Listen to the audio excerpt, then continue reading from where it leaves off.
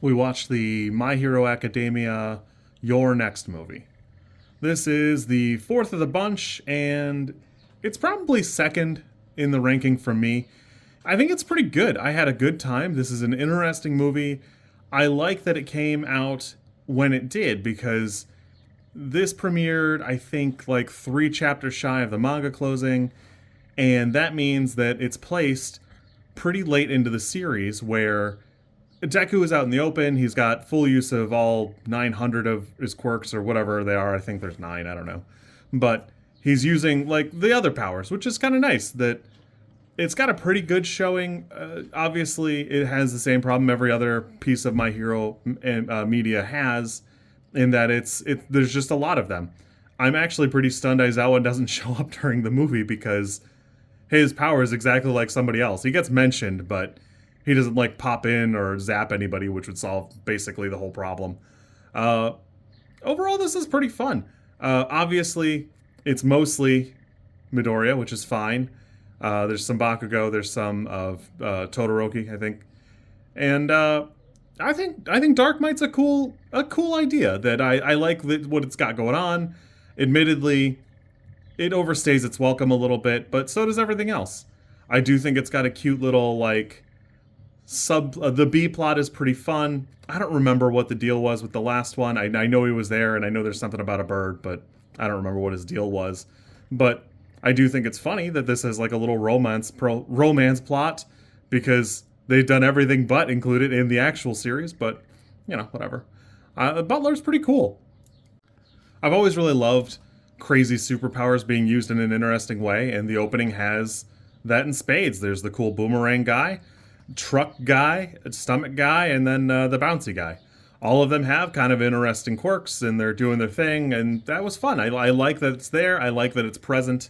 Admittedly, it kind of falls off a little bit later on because the main family doesn't have very like niche quirks, and I think we're really stretching the bounds of what alchemy means exactly, but whatever, you hand wave enough of it for the movies, it is what it is. Special shout out to the butler guy who immediately shoots the person who is probably the biggest problem and almost closes the deal right then. That would have solved basically the rest of the movie. She is winged for the rest of the movie, and then she's got a fun couple character moments. I did enjoy that, but I really don't get enough of bullet Butler just going ham on people with, no regard for any other safety. I really appreciated that. That was fun for me. Directed by Tensai Okamura. That if you don't know who it is, you've seen his work, you just don't know his name. The parts of Seven Deadly Sins that are well animated, right there. Darker Than Black, I think both seasons. I'd have to almost look at that to tell you the truth. Yes, both seasons. And then Utawari Marimono.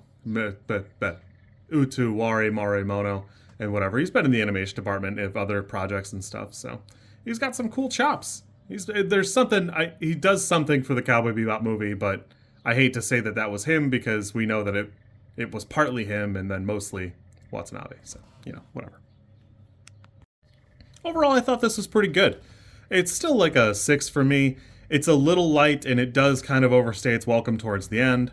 I think that I watched the dub if it matters for you, and I think it's cool that Christopher Sabat gets a chance to be like a villain, but as All Might. I think that's pretty fun. Again, it overstays its welcome a little bit. It feels like it ends, and then it ends, and then it ends. But other than that, I mean, it is what it is. It's not quite as good as Two Heroes was for me, but it's a little bit better than the World Heroes mission. I personally would like to see more of these. I wish that we saw more of the other characters doing stuff. This is probably the weaker showing for other characters, but overall it was pretty fun. It was a good time. I enjoyed it. It's a solid 6. It's not quite an 8 for me, but yeah, good time. I'm glad I watched it. If I had to pick one of the 4, I still would pick Two Heroes, but there's just a lot going on for Two Heroes. It's got a lot of high marks, so you kids be good.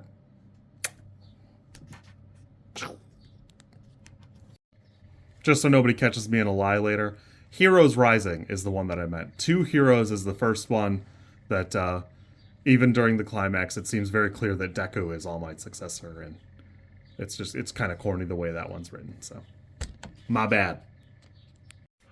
And while we're at it, big shout out to Hulu. When I want to skip a post-credit scene, I'll do it my damn self. Apparently, it's just All for One and Shigaraki, a thing I couldn't care less about, but it was my thing to skip. 2. You're up to 2.